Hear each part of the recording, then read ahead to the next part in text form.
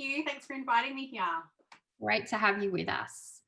Our next guest is Dimity Gannon. Dimity has been involved in triathlon since moving to Melbourne from regional Victoria at the age of 17.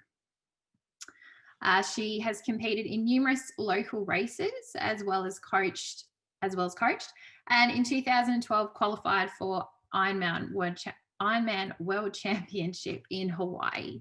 Outside of triathlon, Dimity is a new mum and works in the community health and wellbeing space for the Western Bulldogs. She's also a member of our Women in Triathlon working group here at Triathlon Victoria. Hello, Dimity. Welcome. Our third guest is Vanessa Murray. Vanessa is a former professional triathlete from New Zealand and made her Ironman debut at Kona in 2013. Vanessa is a regular age grouper who finished every race in 2019 on the podium, including a win at Ironman Cairns. With a professional career in business and marketing, Vanessa works for the Department of Transport and has also spent some time as a triathlon coach. Hi, Vanessa. Hi, guys. Great to be here. Good to have you. So, ladies, great to have all three of you here with us today. Maintaining a balanced lifestyle is something I think we all strive for. I guess collectively, like what are some of the common conversations or complaints, I suppose, you hear about that work-life balance in your areas? I'll go first if you want. So it's interesting, the word balance. I don't really strive to maintain balance in my life at certain periods of time because I just don't think it's achievable when I'm training for massive races. You know, if I'm doing work full-time, upwards of about 30 hours of training a week, then I feel like I'm juggling 2 full-time jobs as well as trying to have a home life. So the way I approach it is to say, for this period of time, my main focus will be towards sport. And then outside of the race build up, after the race, then the balance shifts back towards more of a home, family, social life. So I kind of try not to keep it in the middle because I know for me personally, that's actually not going to be possible if I'm going to be successful in what I'm doing.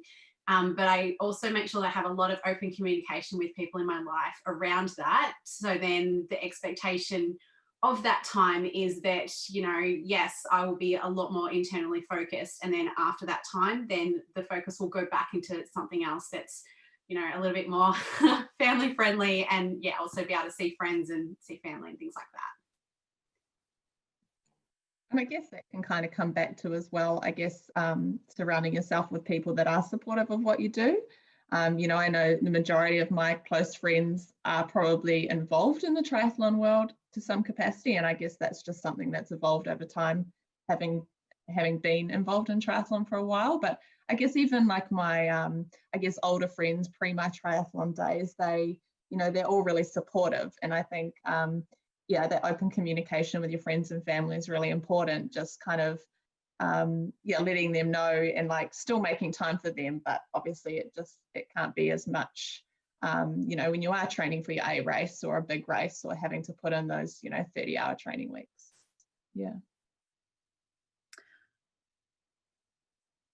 Melissa, if I can just start with you, I guess a question I do have is what sort of drove you to compete in an event like an Uberman triathlon? It's an enormous achievement.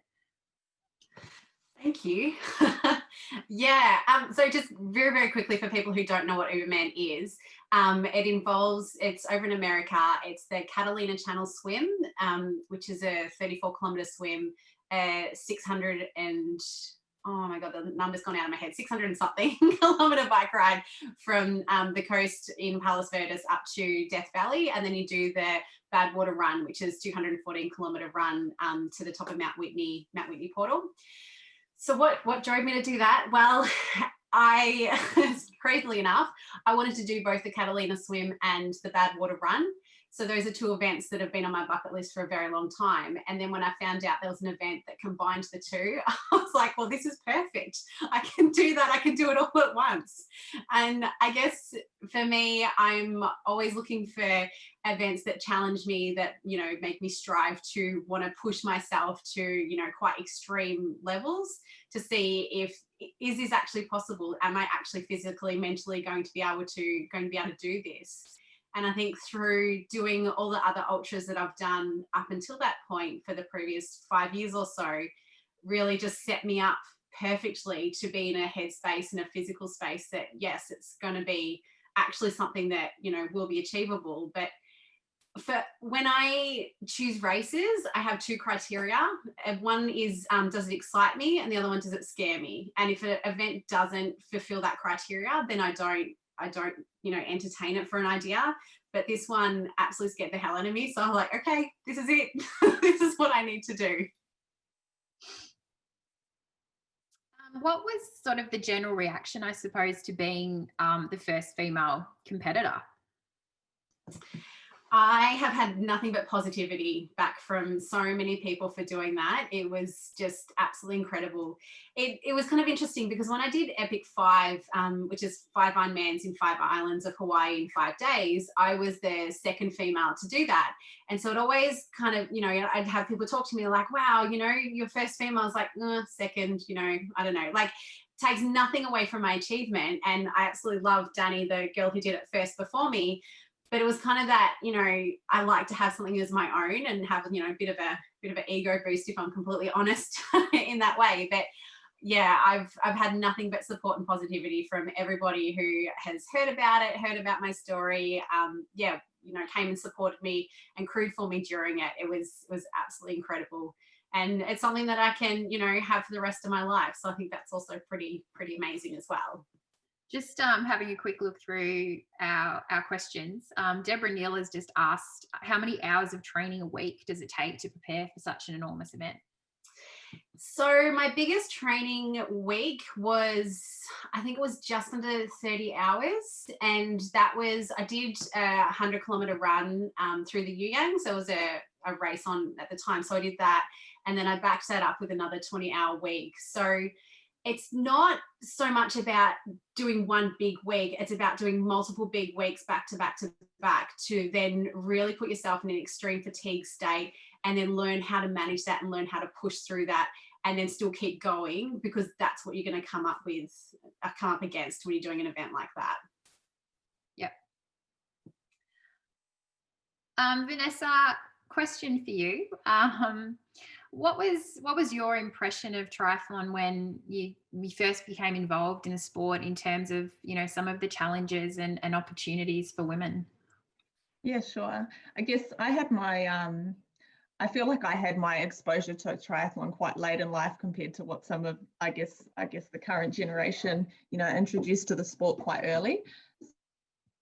So my first memory of triathlon is watching my husband do them, who did Ironman and stuff at the time. He's since retired. And you know, like I have a swimming background and I'd always run. I was never particularly flash at it, but I'd done running, and biking was just so scary to me. Like I still remember my first triathlon in New Zealand, out at Maraetai, and it was just a sprint triathlon.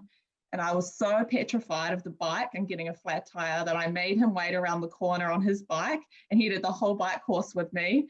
And it's funny thinking back to that memory, because, you know, it's funny how something that's so new and so scary to you can later become your strength.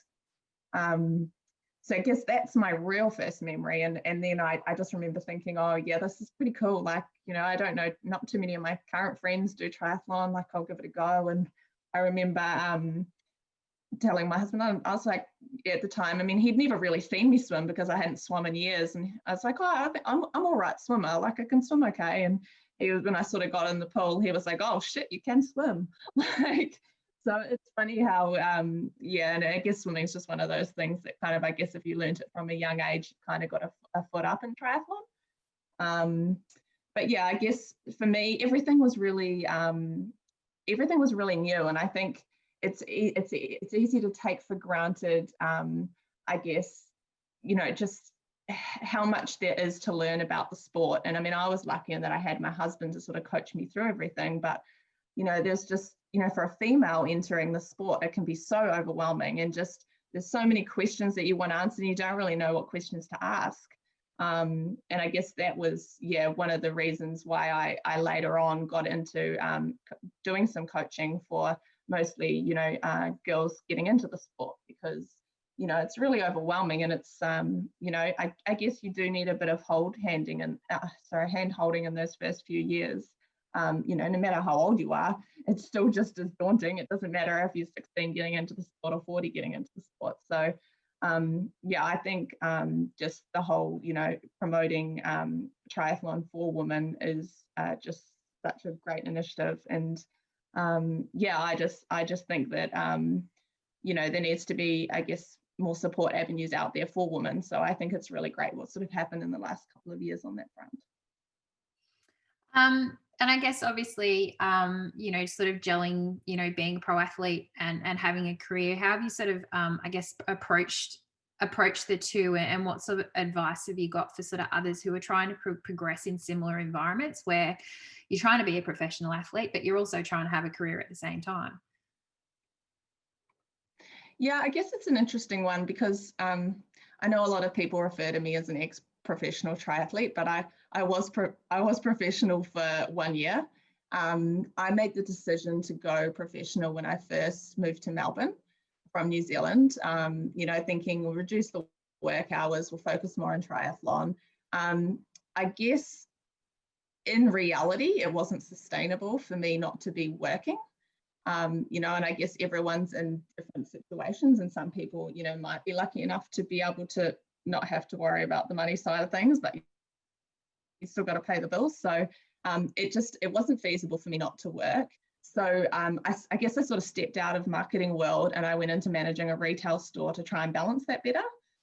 And that didn't really work, to be honest. Obviously, your job relatively demanding, training schedules, etc. What have some of the challenges been in terms of things that you've needed to put in place to kind of overcome those? Yes, I am extremely organised, and I have to be. So now I don't work shift work, but I worked shift work for 10 years through my triathlon career. And then when I was starting to get into ultra racing, I was still working shift work. So I found that night shifts were probably the worst for any type of training, because, your sleep is so out of whack. But in saying that, it actually really taught me that I was able to push through fatigue like nothing else. And I've really kind of leaned back on that and said, well, if you can, still get up and work 10 hours after you've, got up in the middle of the day, trained for a few hours, gone back to bed, had another sleep, and then gone and worked. And, sometimes I was in busy emergency departments where you're having to be switched on and focused the whole time. So I feel like every experience that I have, I can draw something from and go, okay, well, if I can get through that, then I can get through this. So it all kind of complements it. But now I do work full time. I do work some weekends. I usually work one of the weekend days every week. That's how I balance it out with my colleagues. There's two of us that work together opposite each other. And so I have a lot of really clear communication with my coach. I'll tell her what days I have available. If I have anything else around that's not movable, thankfully my work is that I can leave it at work. I don't have to do work outside of the hours that I'm in the hospital. So that's really quite helpful for me. But yeah, like in my, she works with Final Surge, so I'll just put in the days that I have off and the days that I'm working. And if there's anything else that I need to communicate with her about appointments and things, it all goes in there. So she knows what I can do and what to program around. And then, because I'll be doing my long runs, sometimes during the week, if that's just, what suits with my work. In terms of the actual work that I do, I find it can be incredibly mentally draining sometimes if it's, it's a really big day. There's a lot of mental fatigue. And so I manage my sport around that. So I was thinking about this earlier on today and thinking about how the best way to explain what I do, but I try and make take out as many decisions during the day as possible. So then I am setting myself up for success. And what I mean by that is, you know, the night before, even if I'm on a day off, I still do it because it's such an ingrained habit now, is that I'll set out my clothes for whatever sport I'm doing in the morning. So, you know, my cycling clothes, running clothes, whatever. So I don't have to, you know, when the alarm goes off in the morning, I don't have to make the decision about what I'm going to wear, where my clothes are, you know, try not to wake up my husband at 5 o'clock in the morning when my alarm goes off and the cats jump on the bed and say, time to be fed. So I take all of those decisions out. I get up as soon as my alarm goes off, because if I don't do that training session at that time, it's gone. Like there's no other flexibility around, especially when I'm doing like my really, really big weeks. I can't move sessions. I can't go, oh, I'll just catch that up on another day. If it's gone, it's gone. And I'm of the mindset of I need to do the program, sometimes to my detriment. Sometimes I push myself and I really shouldn't. And, you know, I've gotten sick as a result of that, you know, colds and things. From just pushing way, way too much. But I do everything possible to be able to do that. So I don't let myself lie in bed when my alarm goes off. The decision's already made. You're already getting up. You know, as soon as that alarm goes off, I get up.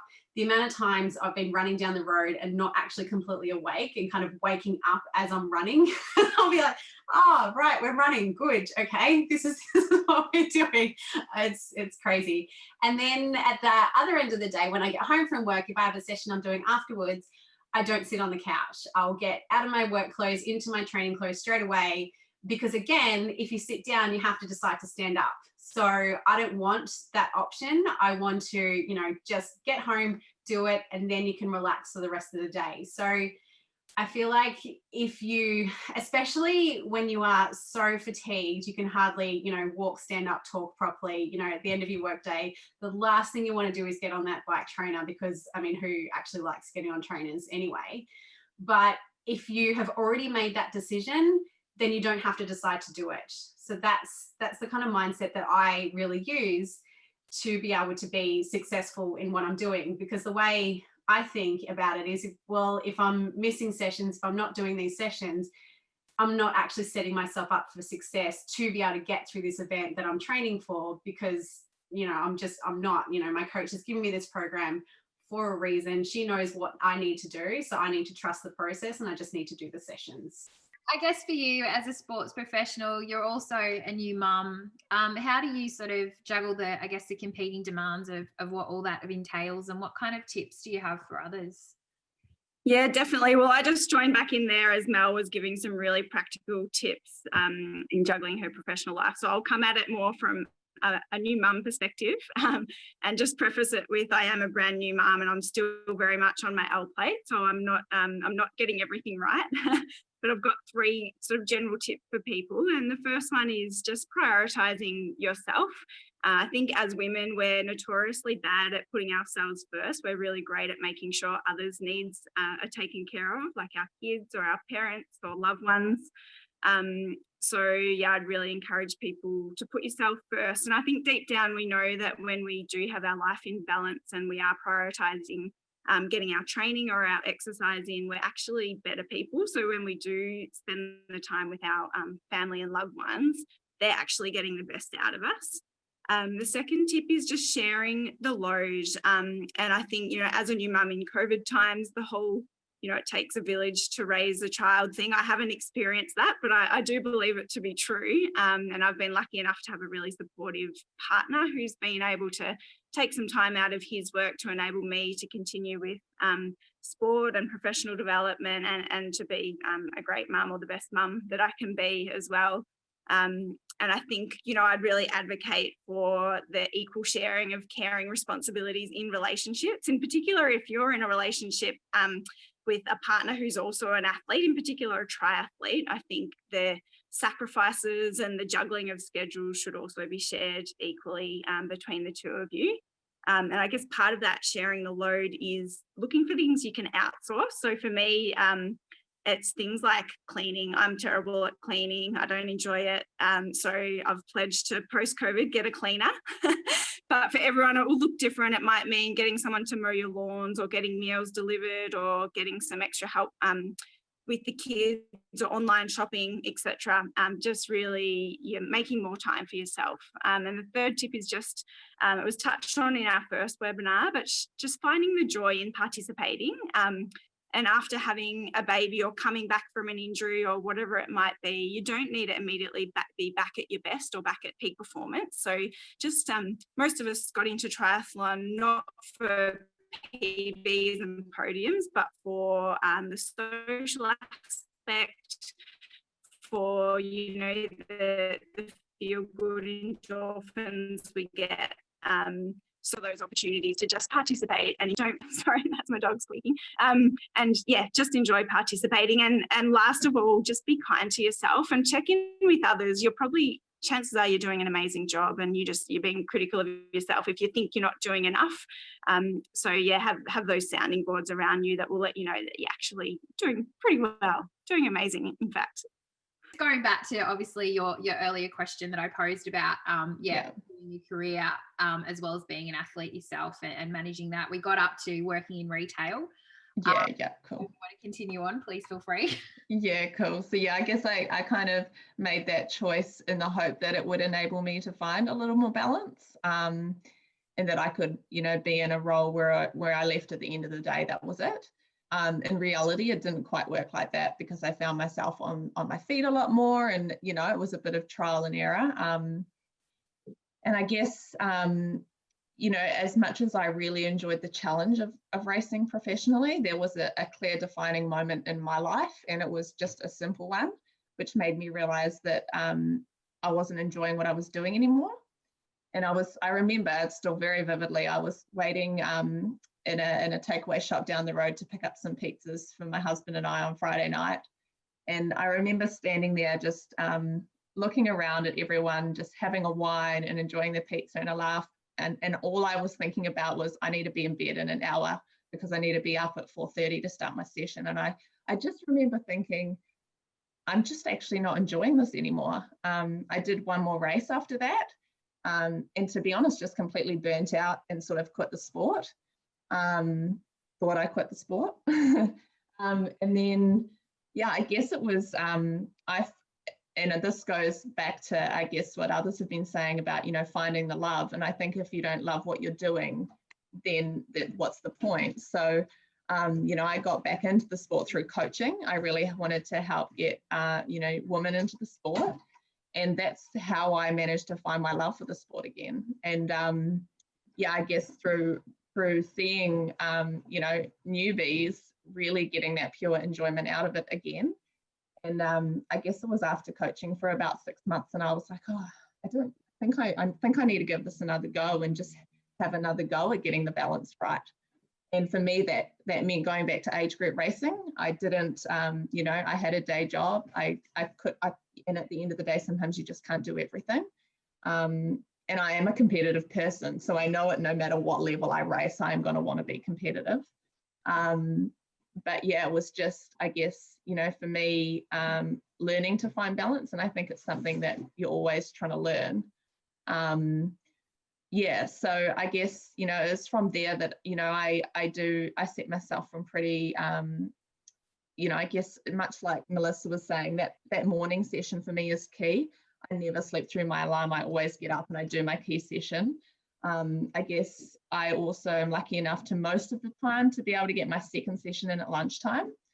And what that does for me is it frees up my evenings, because I get to enjoy time with my husband and my dog, and I get to enjoy a wine with dinner. And I'm not too strict on, I guess, life's simple enjoyment either. Like I will enjoy a wine with dinner. I will, I'm not so anal about my training and my routine that I won't enjoy other simple things in life, if that makes sense. And I guess for me, just those little changes, like freeing up my evenings. I'm a morning person anyway. I'd much prefer to get up at 4:30 than sort of be out training to 8:30. So I guess it's just those little things. I'm a real big list person as well. So, much like Melissa, I will be pulling out my clothes the night before training, also to avoid waking my husband. So I think, lists serve me well. I I pre-plan my training weeks, I pre-plan my meals, I pretty much pre-plan everything because it just takes that stress element away. Yeah. And Dimity, just to pop back to you for just a moment, you sort of touched on participation, just participating in your last answer. I guess we have a lot of people on this call who are part of a triathlon club. What are some of the things that you feel like that clubs could do to sort of support new parents with young kids while also just keeping them engaged and connected to the sport and to their club?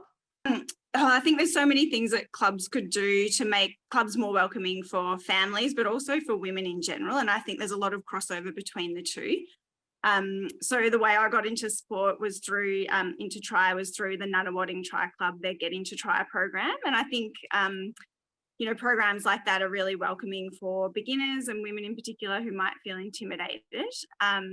In terms of children specifically, I've been in the mountain bike scene a little bit lately, and there's a couple of clubs in Victoria who are doing really great things in introducing young kids to the sport by running skills camps and clinics for kids.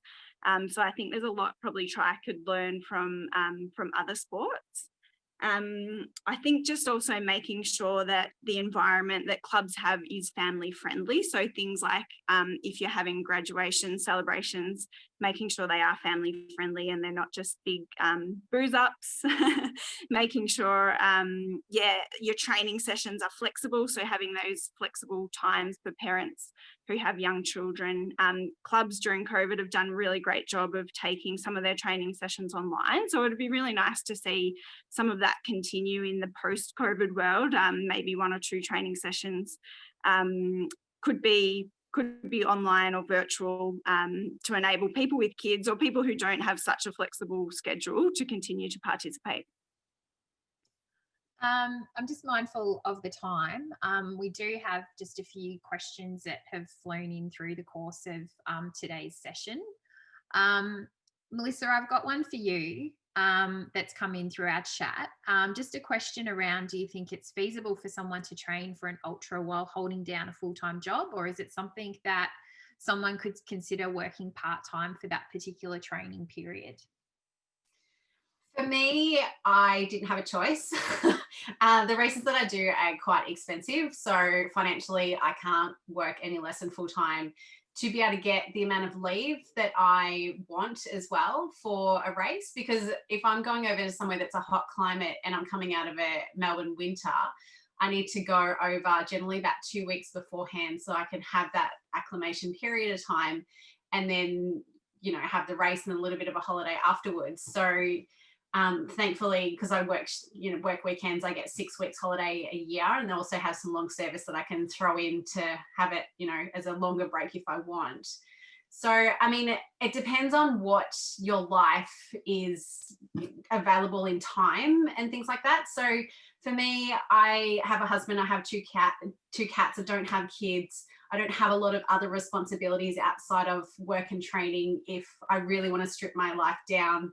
And, my social time is on the bike most of the time when it's really, really tough training. So if you're able to go part-time and that's going to work for you, amazing. It'll give you more time for recovery, especially. But for me personally, I just make it work because I don't have any other options.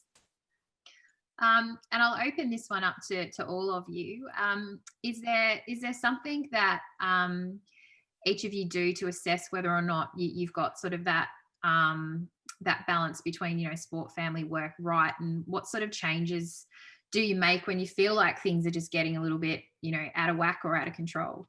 I'm happy to go first. I think it's just a feeling, and when I'm a little bit out of whack, I definitely feel that sort of anxiety and restlessness start to build up. And I think that's a sign that you need to reach out and ask for help, ask for someone to step in and take a bit of the load so that you can prioritise the things that make you feel good and get you back in balance. And that's hard to do. Yeah, I would agree. I think it's a feeling, and it's like that moment I had in the pizza shop, smaller moments like that, where I think you just realise that something's not right. And I think if you've got, if you've got a coach and you are working with a coach, it's really about flagging to them when you're feeling like that as well. And I know I have some of my athletes come to me the same thing. At the end of the day, we're human and you can only fit so much in your life. And if something else is needing to take priority for a bit, it's not that detrimental to pull something back for a short period of time. And I think sometimes I do need to listen to my own advice on that front as well. And you just, check in with yourself and just check that you're feeling okay. And I think when something's not right, it's sometimes just, being big enough to admit it. Yeah. So I'd also add to that I check in with people around me. So people in my support community. So I'll talk to my husband, talk to my friends, my coach, my parents, like whoever, and just, have those conversations with them. I'm very much a talker. So I'll just talk with people and just say, this is how I'm feeling. What do you think? What are you seeing? Are you seeing something I'm not seeing? I also plan absolutely nothing period after a big race as well. Like I'm not someone who jumps straight back into training.